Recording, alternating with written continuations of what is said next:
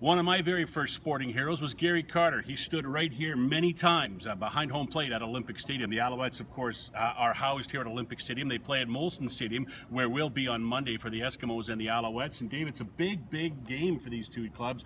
For the Eskimos, can almost clinch a playoff spot. For the Alouettes, can pretty much put them out of things. Yeah, absolutely. And you consider what happened this week in Winnipeg. The Bombers were the big win over the BC Lions. So that kind of puts the Eskimos, puts them in a situation there's a little bit more pressure if they want to have any designs of having a playoff spot in the West. Definitely in the East, they're very much alive. A win would almost, you would think, bury the Alouettes. So the Eskimos, it's a big game for them. But for them personally, they've won 2 straight.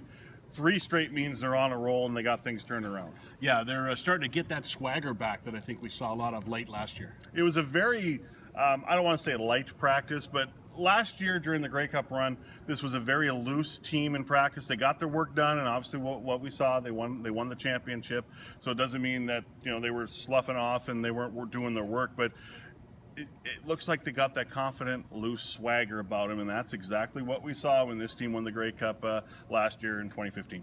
Going to be interesting to see what the Alouettes have in this game on Monday because they've made a coaching change. Jacques Chapdelaine's a new head coach. They're 1-0 with Chapdelaine, and they played a much more, energetic style, especially offensively. They seem to be really going for it offensively in their game last week against Toronto. It's really hard to make a change like that this late in the year, and there's not much you can do with their offense at this late in the late stages of the year, but it did seem like their tempo was a lot faster, and maybe it seemed like they basically said, hey, we're going to take these plays, we're going to throw these plays out, we're going to focus on these plays, even if it's, the playbook might be a little condensed. But Jacques Chapdelaine, I'm happy for him. A longtime offensive coordinator in this league, one-time offensive coordinator of the Edmonton Eskimos, good football mind, and I'm kind of rooting for him a little bit. Just not in this game. No. You're getting up early to stuff your turkey, so why don't you join us 9:30 tomorrow morning, Monday morning, for the pregame show from Molson Stadium here in Montreal. The Eskimos and the Alouettes will kick it off at 11 o'clock.